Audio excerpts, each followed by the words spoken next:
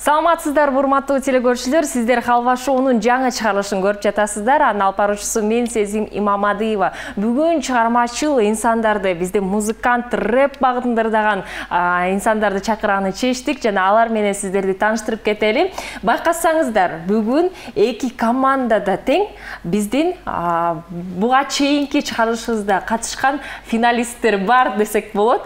Жана алар менен биз таанышып кетели. Оң тарабында бүгүн Азим Алмазбеков жана Тайбас Мырза келип отурат.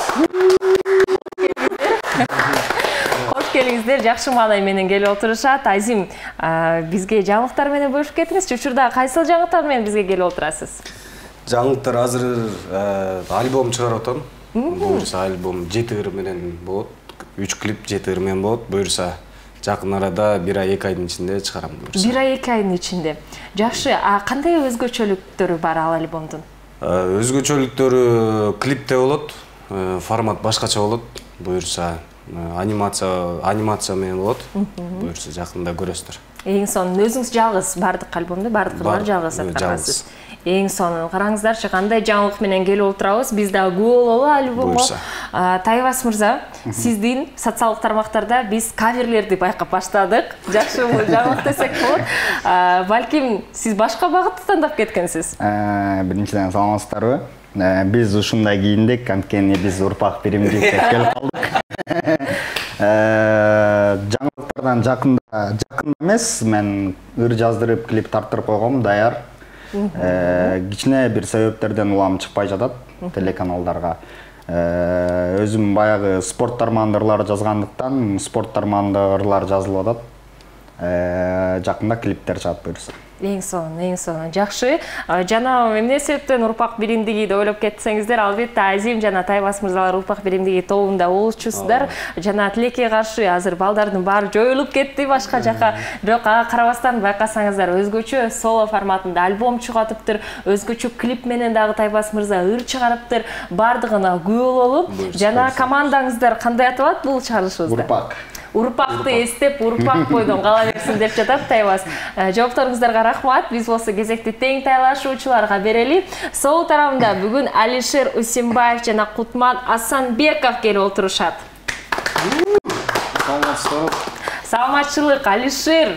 Сиз менен көрүшкөнүзгө кубанычтабыз. Мен да кубанычтамын. Буга чейин келип жүргөндө Алишер дагы Элдик ырчы аттуу теледолбоорунун өзгөчө ушундай финалисттердин бири болчу. Жана учурда балким кандайдыр бир дагы долбоорлорго катышып жатасызбы? Пландар барбы? Айтып кетиңизчи. Буюрса Элдик ырчыдан кийин аябай кан кайнап турган кез, эмне дегенде тойбой калдым ал нерсегечи. Аябай көз жумгуча өтүп кетти да. Ошол себептен азыр эмеден интернет тармактардан Үнмен деген Казакстанда Алматыда жаңы конкурс болуп атыптыр. Чет өлкөлүк конкурс, жакшы. Да, чет өлкөлүк конкурс. Ал жакта только өзүңдүн автордук чыгармаңды ырдайт экенсиң да. Башкы байге $50,000 дешет, анан ошол жакка отбордон өтсөм катышам деп ниеттеп отурам азыр буюрса. Ошондо сиз $50,000 үчүн катышып атасызбы? Жок.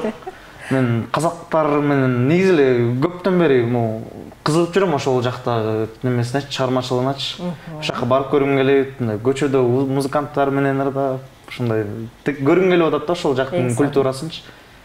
Ошол. Рахмат жоогуңузга.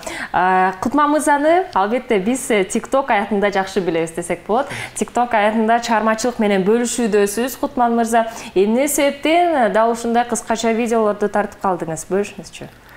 Башында дос балдар болуп жөн эле отуруп, ар кайсы сөздөр менен сүйлөп, ар кайсы заманбап сөз менен айтканда фристайл деген ой бар. Ошо менен анан мындай күлүү тамаша иретинде, тамаша максаты менен эле жөн эле ырдап жаткан болчубуз.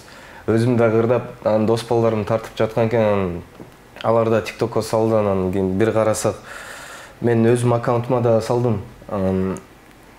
Просмотрлар элдер аябай көп баштады бир убакта.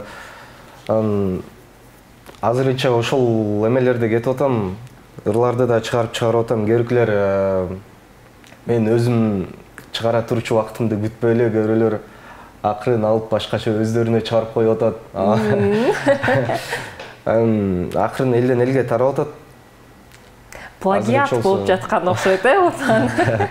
Эми азырынча негизи өзүм мындай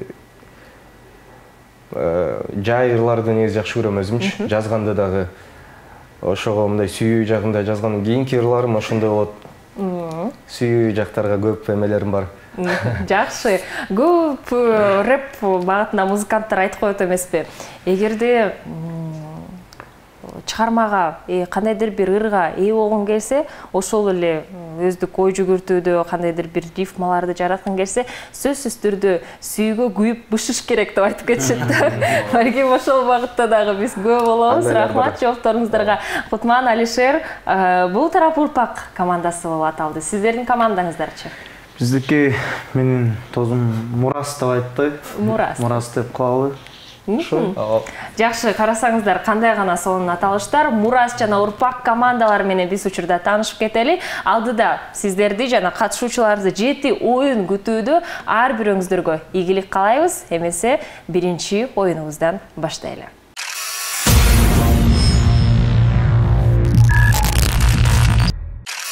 Биринчи оюнубуз суроо жооп деп аталат. Бул оюндун эрежеси төмөнкүдөй. 60 секундада ар бир командадан бирден оюнчу эң көп суроолорго тез-тезден эч ойлонбой жооп бериши керек. Эң негизгиси жооптор кайталанбашы керек. Кайсыл команда максималдуу түрдө көп суроолорго жооп берсе, ошол команда бир халва балга ээ болот. Жана бул оюнду ким ачып берет? Урпакпы же Мураспы? Биздин улуулар, байкелерибиз, агаларыбыз баштап берсин. Улуу байкелерибиз баштап берсин деп калды. Макулбузбу? Макулбуз. Ким жооп берет? Мен жооп берип атат, мен жооп берем. Хайбат жооп бериңиз, анда айдын жардам берип турсаңыз болот, Анда эмесе учурда Урпак командасы суроо жооп оюнун ачып бермекчи. Сиздерде 60 секунда убакыт бар, убакыт кетти. Кечээ түшкү тамакта ким менен болдуңуз? Досум менен. Гаражда эмне кылса болот? Иштедим. Көкүрөккө эмне тагылат? Тумар. Эң узун ит? Сосиска. Карызга акча берүү идеясы кимден чыккан? Карыз алуучулардан. Айлык кайда кетет? Керектелүүчү жактарга. Музейде эмне кылуу керек? Сүрөткө түшү керек. Сүйүүгүнүн ким ойлоп тапкан? Эйнштейн деп койду. Эйнштейн. Термиттер кайда жашашат? Каяктар? Термиттер кайда жашашат? Өздөрүнө жаккан жакта. Коңшулардан кантип кутулуу керек? Катуу музыканы коюш керек. Вьетнам ашканасынын эң кыйын тамагы? Самсы. Нервиңизди эмнеге жумшашыңыз керек? Карызга. Ургачы чиркейлер эмне менен тамактанышат? Кан менен. Эмне үчүн аялдар така кийишет? Мээлери жакшы иштөө үчүн. Боорду кайдан сатып алсам болот? Базардан. Пляжда ким шорты кийет? Эркектер.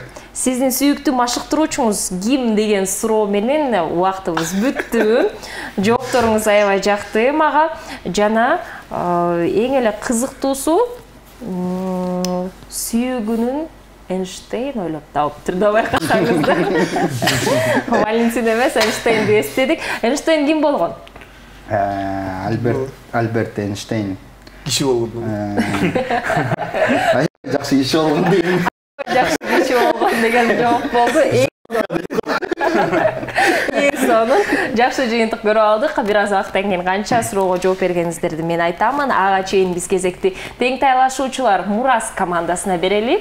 Кимиңиздер жооп берет? Жооп берейин. Койдойсуз. Алишер, макулсузбу? Макулбуз. 60 секунда учурда Мурас командасында бар. Убакыт кетти. Жыгылганда эмне деп кыйкырыш керек? Пилге узун мурун эмне үчүн керек? Билбейм. Туулган күнгө эң жакшы белек? Эме, саат. Базарда эмне кылуу керек? Иштеш керек. Сиздин сүйүктүү каратечиңиз ким? Кандай? Каратечиңиз ким сүйүктүү? Каратечи. Чекчон.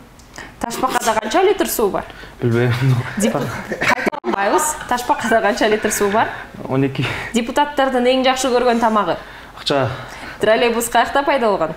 Эмеде? Бишкекте, ош жакта. Эң мыкты торт? Эме, апамдын славянный торты.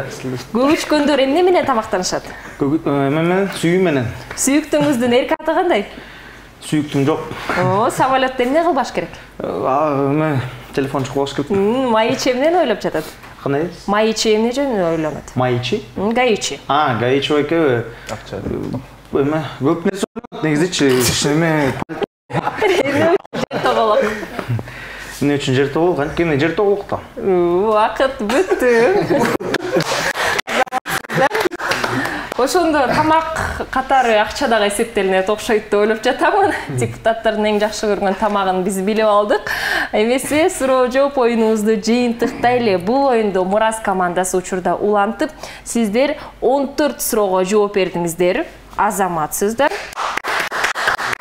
Тең тайлашуучулар Урпак командасы болсо 16 суроого жооп бердиңиздер. Бир калба балды учурда биз Урпак командасына карабыз, жыйынтыктаганда 1-0. Биз болсо кийинки оюнубузга өтөлү.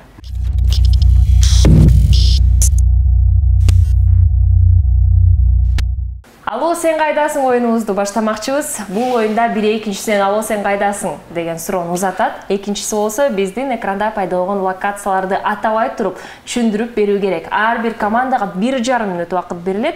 Жана бул оюнду биринчиден болуп Мурас командасы ачып бермекчи. Даярбызбы мырзалар? Даярбыз. Даяр болсоңуздар, убакыт кетти. Сурап коюңуз Алишер. Алло, мен кайдамын?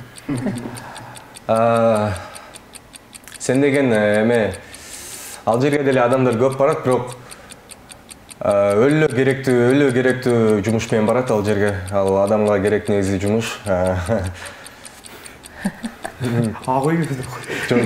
Жок.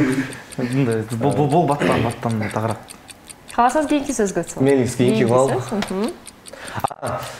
Ал жерге мындай адамдар мындай жардам сурап барышат. Бул Бишкекте толтура жерлерде бар, мындай жерлер. Мечит? Жок.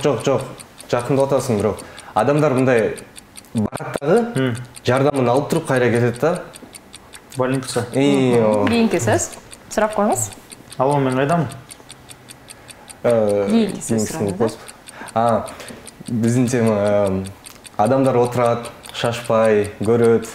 Келет, көрөт, акырын бардыгы жай. Кирип көрөсүң. Не, ошо, музей. Жок, биз отурабыз, кирип көрөсүң, конкретно билет алып. Эме, концерт. Жок, ошого жакын, ошого жакын. Жакын. Театр. Кийинки сөз. Сурап коюңуз. Бул жерде кара адамдар көп. Америкада койду. Ошого жакын, ал жерде мындай кедейчилик көп. Бизде дагы бар, бизде. Бүттү. Индия. Түшүндүрүү аябай созулуп кетти деп айта алам мен чындыгында. Мындан дагы бат балким аракет кылсаңыздар, көп эле сөздөрдү тапмаксыздар. Кезекти болсо биз Урпак командасына берели.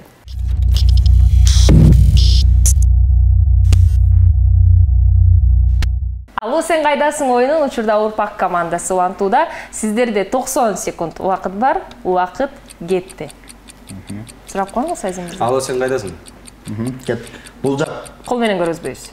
Бул жак биз жакка жакын жайгашкан. Аянт боюнча аябай чоң, киши аябай көп. Чүй. Жок, башка өлкөдөн. Кыргызстан. Жок, башка өлкө. Аябай калкын саны аябай көп. Кытай. Ошонун борбору. Пекин. Азаматсыз. Сурап коюңуз. Биз бул жакта 5 кайдасың?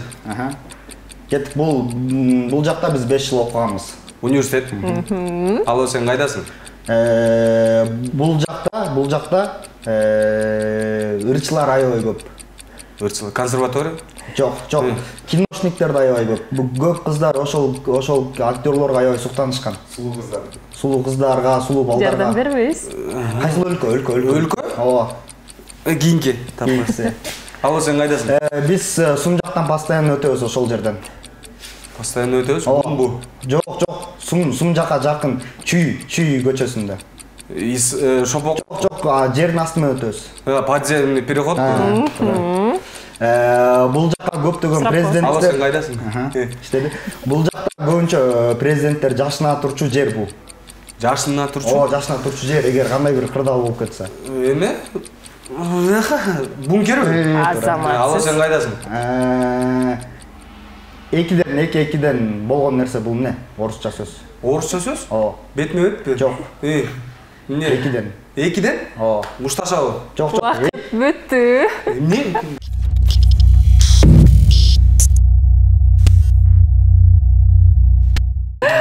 Сиз башкача жакшы түшүндүрүүгө аракет кылдыңыз, паромду. Экегиден десе согушат паром. Паром бул кеме менен, кеме сыяктуу десек болот да.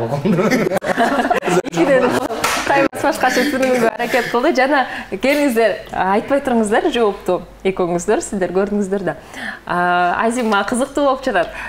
Тайбас айтып кетти. Көпчүлүк кыздарыбыз ошол өлкөнүн балдары менен суктанышат. Кореябы? Корея эле, Түндүк Корея болчу. Түндүк Корея болчу. Кореяга аябай жакын келиңиздер. Чындыгында эле кыздар суктанышат окшойт. Дароо эле таптыңыздар. Азаматсыздар. Бирок Түндүк Кореяны биз бул жака кошпойбуз. Бул жөн гана мен суроом болчу.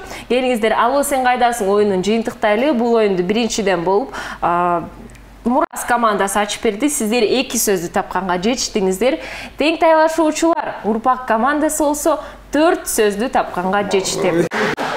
Азаматсыздар 2-0 алдыда Урпак командасы келе жатат. Мурас, келиңиздер.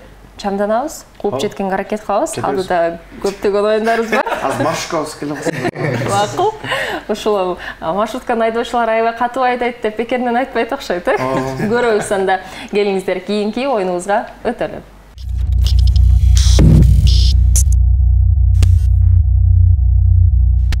Бул оюн буюмдарды тап деп аталат. Катышуучулар учурда биздин студияда ар кандай буюмдардын үн дабыштарын угат. Да ушул дабыштар кайсыл буюмга таандык экендигин табышы керек. Ирети боюнча биз 5 буюмдун үнүн угабыз жана ар бир команданын 3төн мүмкүнчүлүгү бар. Андан тышкары командалар биринчи кезекте баскычты басып туруп, андан кийин буюмдун аталышын аташ керек. Эмесе келиңиздер, биринчи буюмдун дабышын угалы.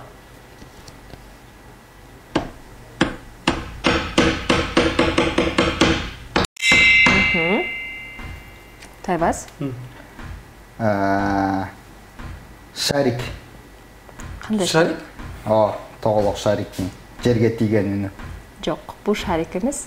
Тең тайлашуучуларда бар бул жооп, же да бир жолу калды? Дагы бир жолу калдычы. Дагы бир жолу калды.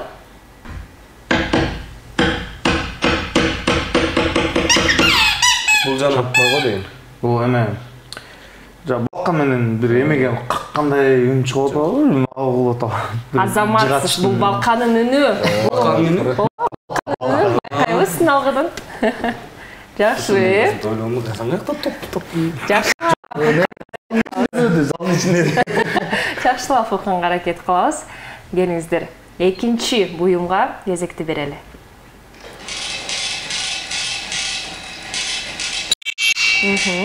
Машинанын отолбой аткан үнү. Жок, туура эмес. Мен унутуп калдым. Урпак 2 мүмкүнчүлүк калды сиздерге.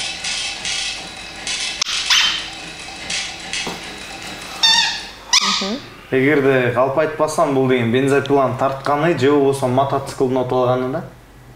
Же калп айтып атам? Бир гана жооп. Бир эле жооп. Бензопила дейчи мейли. Жок, жооп туура эмес. Туура эмес. 2 мүмкүнчүлүк калды ар бир команданын. Келиңиздер, акыркы жолу калы, андан кийин мен сиздерге жардам берейин. Жан. Тырымдады койчу. Бул жанагы отвертка го мындай кырт деп бургандай болот. Решеткалар бар? Решетка сыяктуу. Жок, туура эмес. 1 мүмкүнчүлүк калды. Урпак командасы сиздерде Урсак болбойт да? Бүттү. Мен сиздерге жардам берейин, анткени таба албай жатасыздар да. Бул буюм көпчүлүк учурларда акча менен байланыштуу. Бул деген акча санаган машина. Ошондой? Жок, туура эмес. Бирок жакын келдиңиз. Жакын келдиңиз. Бирден мүмкүнчүлүк калды ар бир команданын. Бул буюм акча менен байланыштуу жана көпчүлүк учурларда эгерде жөнөкөй эле мисалы супермаркет дүкөнүнө барганда биз кайсыл жакка барабыз? Терминал эмеспи? Кандай терминал? Акча чыгарган, чек чыгарганчы? Жок, терминал эмес. Супермаркеттерде албетте терминал бар. Бирок биз бир нерсени сатып алдык да. Анан ал нерсени сатып алып кайка барабыз? Ал нерсени сатып алып туруп кайка барабыз? Эгерде мен аябай сиздерге дагы бир жардам айтсам, дароо таба аласыздар да. Магазинге көп барбайт окшойсуздар. Барбайсыздарбы? Үйгө эчтеке албайсыздарбы? Алабыз, анан жок, бирок маани бербей содоп койдум да ошол нерсеге. Таба албайсыздар. Минсең, магазин. тачка эме салып алып туруп. Жок, жооп тура эмес. Мүмкүнчүлүктөрдү кое бердик. Бул кассалык аппараттын үнү болчу. Ошо Кассалык аппарат. Биз супермаркеттен бардык азыктарды алгандан кийин кассага барабыз да төлөш керек, андан кийин төлөйт ал. Айтканбыз. Жакын келиңиздер, бирок таба алган жокпуз. Кезекти 3-чү буюмга берели.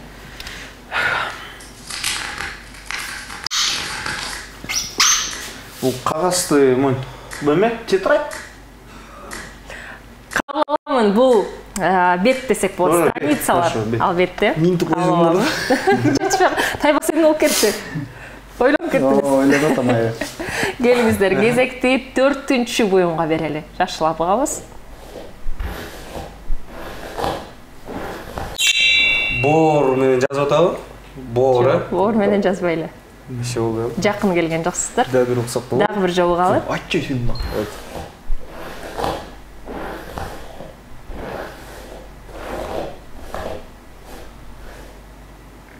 Эме алманы жеп атабы? Бир нерсе эмес Шуаган. шоп атат. Кайсыл жоопту каалабайсың? Стенаны шоп атат. Жооп туура эмес. Алма жеп аткан дедим. Мен оюнду кайрым. Бир мүмкүнчүлүк калды урпак командасы. Эме бул не дедиң? Ошо айтып аткам шуагат деп эле. Жок, бул ал эмес, мен көрөйүнчү. Бул деген неме? Жанакы либо паласты сүрүп атат, либо Бир эле жооп. тетрадь жазып атат да. Бир эле жооп. Карандаш менен сүрөт тартып аткандай да. Жок, жооп туура эмес. Бир мүмкүнчүлүк, сиздерде да 2 мүмкүнчүлүк бар, Бир айтып көрөйүн. Келиңиздер, акыркы жолу угуп коелу. Бир жолу. Анан жардам берейин. Акыркы жолу дагы бир жолу калы. Туурап атат бир нерсени. Туурабай эле. Пияз болот. Пияз, алма. Мүмкүнчүлүктү кое берип салдыңыздар го эми. Мен жардам бергичи. Не бул? Азыр. Эме ой учуп кетип атат башка жака. Мен жардам берип коеюн бул командага. Сиздер мүмкүнчүлүктү кое берип салдыңыздар. Жетишпей калдыңар. Бул буюм сулуулук менен байланыштуу десек болот. Мырзаларга караганда бул буюм менен көбүрөөк айымдар колдонушат. Мен таптым анда. Окшосо да кетип койдуңуз, бул тарак. Албетте бул тарак да. Таракты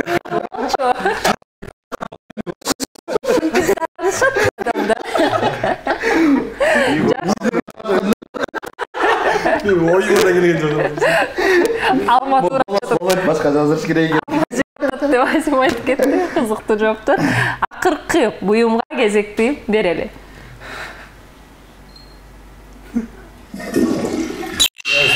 Туалет. Биринчи болуп урпак командасы басты. Унитаздын Албетте унитаздын үнү, азаматсыздар. Көрдүк сүрөтүн дагы. Биз болсо оюнубузду жыйынтыктайлы. Буюмдарды тап оюнунда биринчи кезекте бир буюмду урпак командасы тапканга жетиштиңиздер. Жана тең тайлашуучулар Мурас командасы болсо 3 буюмду тапканга жетишти. 1 балл Мурас командасына ыйгарылат. Жыйынтыктаганда 2-1 бирок алдыда урпак командасы келип жатат. Биз болсо кийинки оюнубузга өтөлү.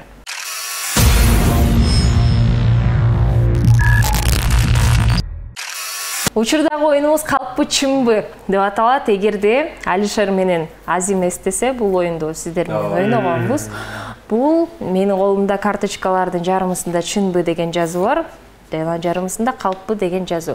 Бул карточкаларды биз азыр аралаштырып туруп, ар бир командага бирден таратабыз. Командада бир адам окуяны айтып берет. Карточкага жараша. Эгерде калппы деген сөз келсе, калп окуяны, эгерде чынбы деген сөз келсе, чындык окуяны. Бул оюндун шарты тең тайлашуучуну алдап кетүү болуп саналат. Эгерде команда биринчи кезекте тең тайлашуучуну алдап кетсе, экинчи кезекте өзүнүн тең тайлашуучунун окуясын табып алса, бул учурда команда 2 балга ээ болот.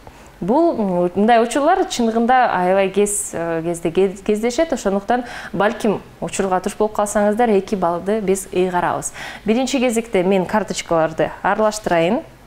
Окуяны ким айтып берет, өз-өзүнчө карточканы байкагандан кийин чечип аласыздар. Жана бир карточканы тандаңыздар. Урпак, Мурас. Тең тайлашуучуларга карточканы көргөзбөй туруп, могу стөлдүн үстүнө коебуз. Командалаштыр көрдү. Биз болсо катышуучуларга ойлонууга, же болбосо оюнан чыгарууга мүмкүнчүлүк берели. Бир аз убакыттан кийин эфирибизди улантабыз.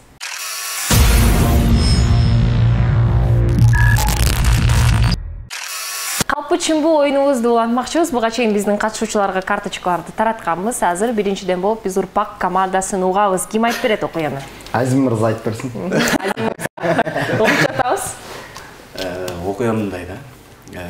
Кайсы жылдары эстен чыгып калды. Көчмөндөр оюнуна барабыз да. Ошол жерде выступление болуп калат. Көчмөндөр оюнуна бияктан портерди айдап алып, ошо катышуучулар баарыбыз кетебиз. Анан аяктан выступление болуп атып, бирөөбүз тиги барабыз, выступление болуп атат, ошондой болот. Анан бирөө аттан кулап кетет, анан больницада жүрүп, анан ошол жерден больницадан биз күтүп атып, тиги эмени ооруган адамды, бутун сындырып алган адамды күтүп атабыз. Аянда тиги бир группалашма айтып коет, жүр. Эме алчыкча бир магазинге барып келели деп, анан өлү ичебиз аяктанчы. Өлү майрамдап атабыз, а болбосо тиги ооруп да. Өлү майрамдайбыз анан. Майрамда отуруп, тигин унутуп калып турбуз да ооруганынчы. Ал чалат бизге, мен бутумду айыктырып койдум, мени алып кетесиңер. Биз аны унутуп калып үйгө кетип калып турбуз, машина айдаган боюнчачы. Анан жүрөбүз, андан чыктык, ал бүттү, аны кетирдик, анан бияка выступление бүттү, кайра чыгыш керек болуп калды. Анан чыгыш керек болуп, анан балыкчыга келдик, бир эме сууга түшүп кетели депчи. Эмне ушунча келдик, сууга түшүп кетели депчи. Анан сууга түшүп неме болуп атып, анан көлдүн бир местный балдары менен жолугуп калдык. Сүйлөшүп эле отурдук. Анан бир яри дос балам бар. Аларга тийише баштады. Өлү тийише, тийише, сабырын кармашты тигилерчи. Анан мен айттым, бас кеттик. Бир кезден анан өлү жок болуп кеттик тиги дос баламчы. Таппай калдым. Анан таппай калып эле издеп жүрөм. Бир кезден ошо местный бир бала кепкасын кийип келип атпайбы анынчы. Мен дос балам каякта десем, тиякта жатат, тияка отургузуп койдум. Анан барсам кан жалаган, көз шишиген, бакшы өлө сабап атыптыр. Аны мен портерге салып алып кетем. Кетип баратып, анан балычын посту бар го. Ошол жака жеткенде мен да ичип алган болсум майрам. Анан аяктан гаи токтоп текшергенде эле арактын да эмеси чыгып калат. Машинабызды портер болсо биякта ГОСТтуку да. Анан машинаны дагы штраф стоянкага коюп салат. Биз эмне кыларыбызды билбейбиз. Жөө кеп басып баратабыз. Анан бир автобус токтоду. Анан эме орунда жок, анан жана автобус түшө турган жер бар го. Ошол жерде отурабыз. Жана мындай эме чыгып аткан. Ошол жерде отурабыз, балык. Ал дагы кемге жетип түшүрүп салат турбайбы биздичи. Эмне кыларыбызды билбейбиз, акчабыз жок же. Анан тиге чалдык. Байкебизге ушундай бизде портерди ушундай алып кетип калды. Эмне кылабыз? Десем, азыр мен барам деди. Ал байкебизге 1 саат, 2 сааттан кийин келди. Ишо болгондо тоңуп калды. Келип эле ушундай эле урушуп атат, бизди урушуп атат, аябай. Бизди алып кетти Бишкекке алып кетип, бияктан ошол иштеп аткан, биякта бир частный бир эме болчу да, театр менен иштеп. Аяктан жумуштан чыгарып жүрдү биздичи. Ошонун айына жумуштан чыгарды, эмне кыларыбызды билбейбиз. Айлыктан да кесип салды, бербей койду баш элечи. Анан жүрдүк, анан театрга кирдик, ошо чынбы же калппы. Караңыздарчы, аябай кызыктуу окуя болду. Эмне деп кызык болуп кетти. Бул оюндун эрежеси боюнча тең тайлашуучулар айтып жаткан окуяга, командага 3 суроону бере алат. 3 суроо бере алат. Тең тайлашуучулар эгерде кааласаңыздар 3 суроо берсеңиздер болот. Портердин дөңгөлөгү кандай эле да? Жок десеңиз болот, кааласаңыз. Жок, 14 дейм да. Портердин дөңгөлөгү тоголок болчу десең. Сурооң бар го? Азыр ошондой иштебейсизби ал жакта? Азыр иштебейм. Азыр Гостеатрда иштейм. Дагы бир суроо калды. Суроо жок менде. Мен чынго деп ойлоп атам. Неге? Сүйлөшүп алыңыз. Алишер, Кутман бири-бириңиз менен сүйлөшүңүздөр, талкуулаңыздар, анан бир жоопту кайтарыңыз. Эшикке чыгып кетпейли. Бул жалган жалоо. Жок, мен чынго деп ойлоп атам да. Жок, бул жалган жалоо. Кайсыл жооп Жок, мындай болуп атпайбы? Кичине калптар кошулуп атпайбы? Жок, бул жалган жалоо. Жок койда. Тамаша айтчы, оюнду айтчы. Жок, чындык го деп атам мен. сурап алган эле. Ошо көчмөндөр оюн эмне болду анан? Ойын бүттү. Болду. Ошо бүткөндөн кийин кетип аткан окуя. Кетип аткан окуя болуп атпайбы? 3 күндөн кийин. Жакшы. Кайсыл жоопту кабыл алайын? Кандай жала. Калп дей береличи. Калп болду. Просто Толугу менен кабыл алайынбы? калпы. Кабыл аламын. Азим, көргөзүңүз карточка. Болчу экен. Элиздер кол чапканча сизге. Аябай кызыктуу окуя болуптур. Чын окуя болгон. Ошо кимдин бутусуң деле? Ошо дос балам ошол жакта биз менен группалаш чогуу коллега болчубуз, ошол жакта иштеп аткандачы. Анан частный 5 бала иштечүбүз. Анан 5өөбүз тең алып кеткен. Ошол жактан ат мингенди билбейт экен. Анан жумушуңуздан чыгарып ийдиз. Анан ошол портерди алдырып жүрген айынан ошо жумуштан айдап жүрген да бизде частныйдан.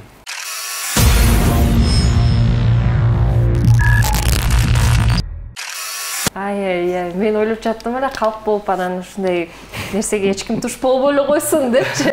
Бирок чындык болуптур. Командаңыздарды куттуктаймын. Чындыгында Байке аябай мындай эметип айтты да, мында билбейм. Бир башкача бир подмог менен айтты да. Анан мен постоянно байкадыр, мындай кечке көзүңүзгө карап аттым да. Ошондон да мындай эме сезилип кетип атты да. Ай. Мен наоборот Байкеге өмүр карап тургам, мындай ишеничтүү эле эме. Кадамдар актер да болуш керек деп бекеринен айтпайт да. Сиздерди Азим алданга аракет салды. Кезекти эми Мурас командасына берели, окуяны ким айтып берет? Болуп жатабы сизде. Өтүп отурду. Ал кезде так 2018 жыл болуш керек эле. Мен 15 жашта болчумун да. Анан үйдөгүлөр болсо мени билип калышкан окшойт, типа киного тартылгым келип атканчы. Анан мени кастингке жиберишет, бир кино тартылып атканга. Ошол жака барам, ал жака өтүп кетем. Ал жака өтүп анан бизде тиги Кочкор жакка барганда жанакы эме бар го, водохранилищачы. Ошол жака барабыз. Ошол жакта бир эме жаакы эле бир шаар бузулуп кеткен турбайбы? Ошол шаарга барып кино тартабыз. Ошол жака барып тартып жүрөлү, уже где-то бир 5-күн өттү съемкадан. 5-күндөн өткөндөн кийин эле мен түн ичинде чыктым. Түнкү бир 2-лерде болчу. Анан ал жак бияктагыдай караңгы болбойт экен да, аяктан кап-караңгы болот экен. Аспанда жылдыздар прям ошолордун свети менен батат экенсиң да, мындайча айтканда. Анан басып барат. Биз эме мен режиссерлор менен жатканда, биякта чоң үй, бул жакта сарайга окшогон жер болчу. Биз ошол жарым сарай, аякта тогу, күчүктөрү ушундайлар бар болчу да. Бул жагына биз жатканбыз, режиссерлор болуп. Анан болсо мен сарайдан дааратканага чыккам. Даараткандан чыгып кайра келип, ошол эме бирул эшикке кирип алам, караңгыны көрбөйчү. Мен кичинекей балам анда 15 жашта эчтекен түшүнбөйм. Кирип алып жүрөк түшкөндөн эшикке чуркап чыгып барып немеден жанакы не деп койчу эле, бир не дечү эле жанакы мындай тоголук жагаштарчы. Дөңгөчтү. Мен дөңгөч сактуудай только чоң эме да, бактай неметип келген. Ошого барып чалынып жерге түшөм. Ал ошо түшкөндөн кийин бетим баары жанакы саас болуп неметип экен да. Бетим баары ошол үйдөн киргенден уялам. Тияк барганданчы, потому что аякта деген чоң-чоң деген актерлор, чоң-чоң режиссерлор турат да. Алардан бирке сүрдө уялып, аякка барбай, эшикте ошо менен кечке түнөп отургам да. Ошол анан бул чынбы же калппы, кыскача негизичи. 3 суроо берсеңиздер болот.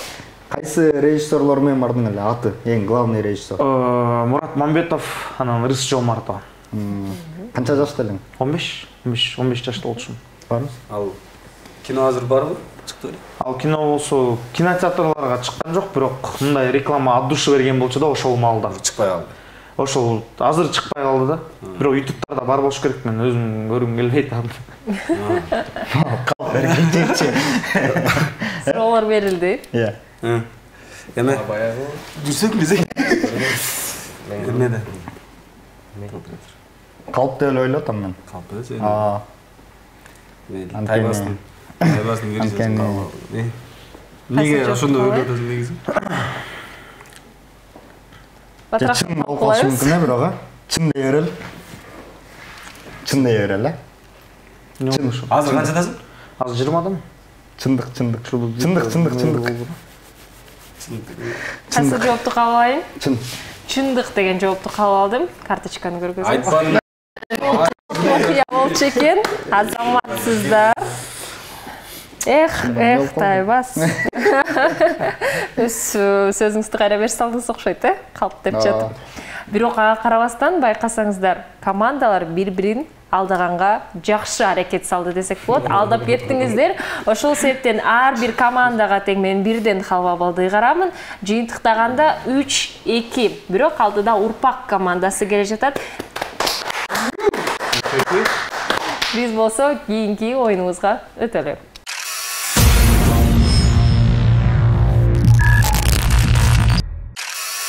Алло доске, оюнубузду баштамакчыбыз. Бул оюнга адаттагыдай эле ишенимдүү дос жана биздин сүйүктүү гаджетибиз, уюлдук телефонубуз керек болмокчу. Анткени командада бир адам жакын досуна чалып жана биз ага суроолорду даярдап койгонбуз. Бир суроо берилет варианттар менен. Эгерде сиздердин досуңуздар туура вариантты тандаса, жалпысынан команда 1 балга ээ болот. Эгерде туура эмес жоопту берип калса, анда командага 0 балл. Эң эле кызыктуусу тең тайлашуучу достун башкы тамгасын чечмекчи. Биринчиден болуп бул оюнду буга чейин Урпак командасы ачып берген. Ошол себептен Мурас командасынан баштамакчыбыз. Ага чейин Урпак Мурастарга тамга берип коюңуздар. Кайсы тамганын? И кылалы. И тамгасы берилди. Мен ойлоп жатам, бирок оор тамгалардын бири окшойт деп. И деген азыр байкайсыз да кимдер экенин. Алишер дароо телефонду алды. Алишер, досторуңуз көппү? Досторум чындыгын айтканда аз, бирок аябай керектүү достор да. Ишенимдүү достор экен. Ишенимдүү достор. И тамгасына барбы экен дос? Ислам деген досум бар. Исламга чалабыз, анда динамикти үйгүзүп микрофонго жакыныраабыз. Анан Ислам дароо алгандан кийин 30 секунд берилет. Суроо кетет, Ислам алгандан кийин ошол суроону бересиз сиз.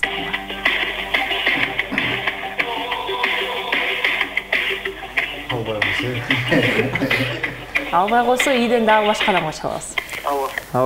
Доске азыр 1 мүнөттөн саламдашабыз ай. Суроолор берейин деп аткам доске, эмеде болчумун, эфирде болчумун да. Бир эле суроо. Биринчи суроо. Жерден айга канча убакытта учуп жетсе болот? А вариант 5 күн, Б вариант 3 күн, В вариант 7 күн. А варианты 5 күн. 5 күн. Кабылабыз, коштошобуз. Кош болду Досумбай. Рахмат сага. Давай. Алишер, өзүңүз кандай деп ойлойсуз? Мен кетейин, бул Ислам досум аябай катуу ишенем. Неге дегенде, бул Ислам деген досум өзү аябай музыкант бала. Анан бул да аябай профессор десем болот да. Бул эң жакын досумдардын бири да. Ошон үчүн мен деле тандайм. Калп болсо калп, альбом дос болом. Макул. Ислам, байкасаңыздар 5 күн А вариантын тандады. Туурабы, туура эмеспи, чогуу билебиз. Жерден айга канча убакытта учуп жетсе болот деген суроо берилди. 1969-1972 жылдары НАСА тарабынан 18 астронавтты дал жерден айга жөнөтүшкөн. Саякат убактысы орточо 3 күн созулган. Тилекке каршы 5 күн эмес, 3 күн болчу. Ислам, эгерде бизди көрүп калсаңыз, жаттап калыңыз. Жерден айга чейин саякат убактысы 3 күнгө созулат. Эмесе ага карабастан бизге жооп бергениңизге чоң рахмат. Биз болсо кезекти тең тайлашуучуларга берели. Урпак командасы тамга берип коюңуздар. Ж деген негизи эле. Ошо жыдан береличи. Бизге ийин оор берди. Биз дагы жыны оор берели деп жатасыздарбы? Кимиңиздер чалат? Эмес, бул эмес. Мен чалайын анда. Сен чал. Тайбас, байкап көрүңүз. Так. Жыга ким бар экен? Жанат деген доско чалалы. Жанат эмне менен алектенет? Тоже ырдайт. Ырдайт. Азыр. Динамикти үзүп микрофонго жакыныраак кылабыз. Жанатка дайыма чалып турасызбы? Күнүнө канча жолу чаласыз? Күнүнө деле чалышпайбыз. Жумуш болгондо. Жумуш болгондо. Бул бирөө менен сүйлөшүп атыптыр. Күтө турабы? Ассаламу алейкум досум. Мен сага азыр суроолорду берем, досум ошого так жооп берип кой, Давай. Космоско учуу канча убакытка созулат? А вариант 6-8 мүнөт, Б 17-24 мүнөт, В вариант 10-15 мүнөт. Так, кайра кайтып койчу. Космоско учуу канча убакытка созулат?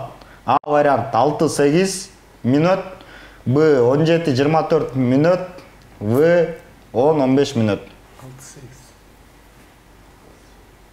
Ойбой турса. сокшумда койбой тур. Убакыт Сен бүттү. интернеттен карап алып бол эми Батыр. Убакыт бүттү. Кайсы вариант? Кайсы вариант? Так, да бир жол варианттан кайтып койчу. 8, Б вариант 17-24, Мен азыр жокту кабыл албай коем. 10-15 минут. АБВ деп коебуз. Азыр. Убакыт бүттү досум. Ушунда деген эме. Так, 6-8 минут. Да, алабыз. Убакыт бүттү. Жанат аябай шашпай калды. Автобуста жүрдүм деп айттыбы? автобуста жүрөм дейт. Эгерде автобуста болуп калсаңыз биз кечирим сурайбыз. Бирок бизге жооп бергениңизге терең ыраазычылык. Жана космоско учуу убактысы тууралуу биз суроо бердик. Космостук туристтер жасаган субординалдык учуу тууралуу биз сурап жатабыз. Ойлоп жатат болушуңуздар керек. Эгерде бул космонавттар учсалар, албетте узак убакытка учушу мүмкүн. Бирок космостук туристтер жасаган ушул субординардык учуу канча мүнөткө созулат десеңиздер, бул 10-15 мүнөт. Эмесе оюнубузду жыйынтыктайлы. Бизге бул оюнда досторубуз эч жардам бере алган жок. Ага карабастан биздин балдарыбыз, жыйынтыгыбыз ошол эле ойдон сакталууда. 3-2 алдыда Урпак командасы келе жатат. Биз болсо эң эле дүйнө жүзү боюнча кызыктуу оюндардын бирине өтөлү.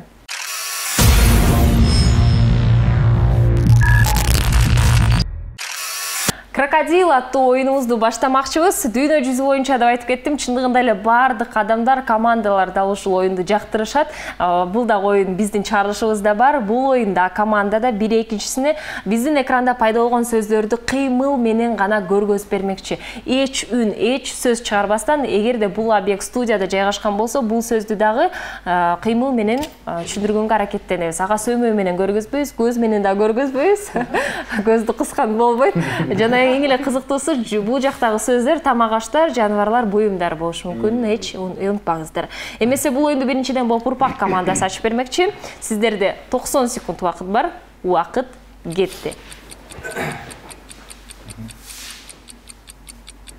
Учак. Бүркүт. Чымчык. Тоок. Жок. Аракет кыласыз. Жейбизби муну? Жок. Учат. Акку. Чиркей. Чиркей чымын. Ары. Азаматсыз. Батыр. Үн чыгарбайбыз. Үн чыгарбайбыз. Кийинки сөздү суранам. Кийинки сөз суранам. Түшүндүрө албасаңыз кийинки сөзгө өтсө болот. Кийинкиси.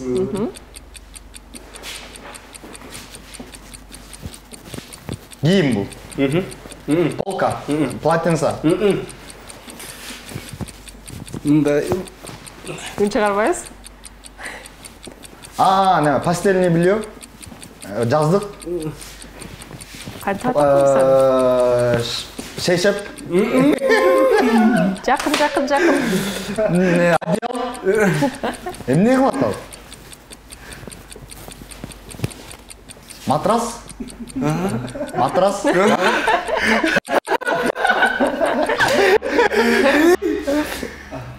Кийинки сөз. Убакыт бүттү, Азим. Келиңиз, чырлабайбыз. Кезекти биз экинчи командага берели.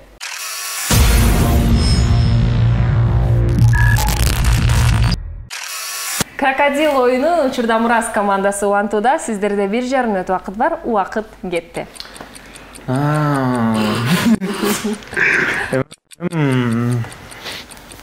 Не? Трусы? Не.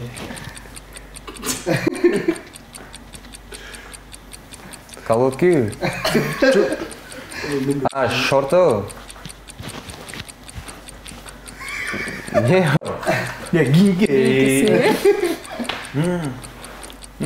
Титаник. Үн чыгарбайбыз. Корабль. Титаник, корабль, не. Сен нормально говоришь? Корабль? Океан. Толкун. Кийинкиси кыргыз болчу брат. Балта. Красавчик. Төшөк жамыны.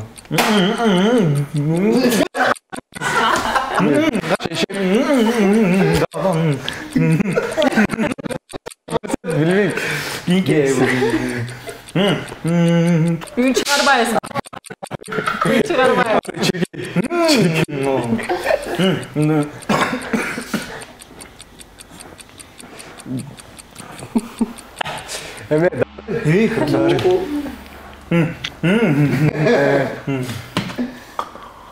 Шаурма? Убакыт.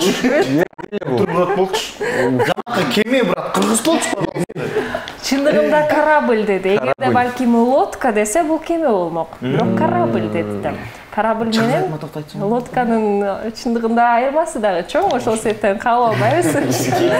Крокодил оюнун жыйынтыкта эле биринчиден болуп бул оюнду Урпак командасы ойноп, бир сөздү гана тапканга жетиштиңиздер. Тең тайлашуучулар Мурас командасы болсо 3 сөздү тапканга. Бир учурда биз Мурас командасын ыйгарабыз. Жыйынтыктаганда 3-3 салгылашуу аябай катуу болуп жатат. Азыр биз жыйынтыктоочу оюнубузга өтөлү.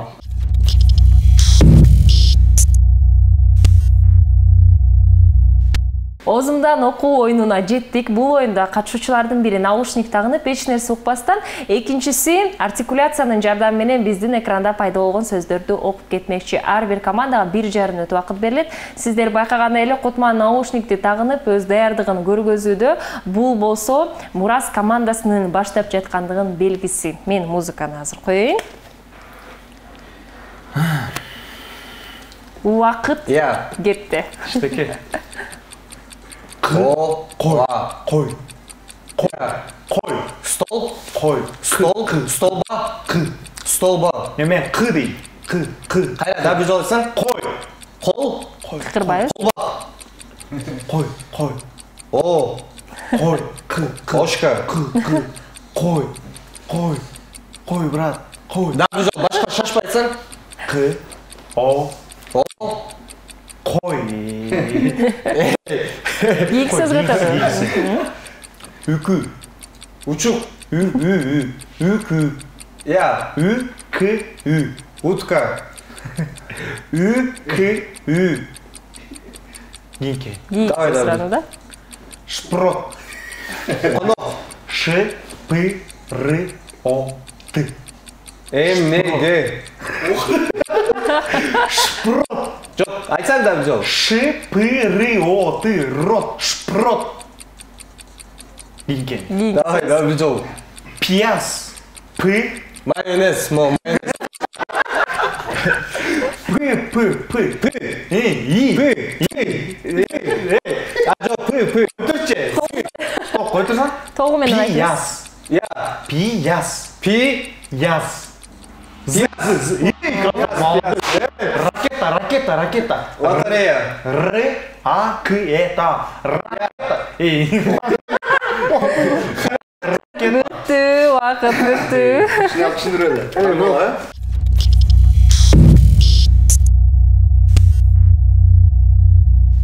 90 секунд сиздерде убакыт бар. Мен музыканы коеюн. Убакыт кетти. Крыса. Крыса. Крыса. Кис. Крыса.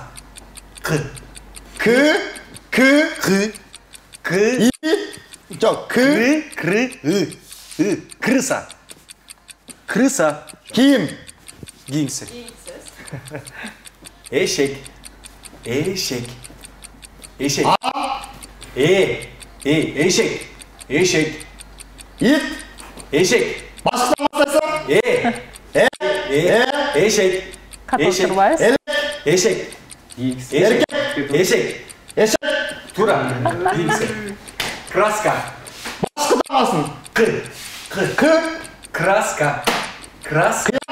Краска. Класс. Краска. Класс. Краска. Краска. Краска. Кран. Краска. Краска. Гиңсі. Эки сөз. Сары. Жыгач. Сары. Мына ачып айтып атчы. Сары. сары. Q, сары. С, Ж, С, Т, С, Т, С, Ы, С. Сары, сары. Қалың, сары. Қайық, жоқ, еңсі.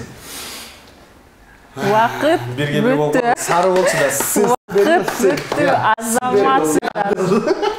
Сонун жыйынтык. Биз болсо бир нече убакыттардан кийин толугу менен чыгарылышыбызды жыйынтыктайбыз бизденечи. Алыстабаңыздар. Жалпы жыйынтыктаганда 4 достук жемкетти азаматсыз. Урматтуу телекөрүүчүлөр, бардык чыгарылыштарды сиздер платформасында, YouTube платформасында Любимый ТВ же болбосо Халва шоу деп бардык чыгарылыштарды көрө аласыздар. Сиздер менен мен Сезим болдум. Амандашканча.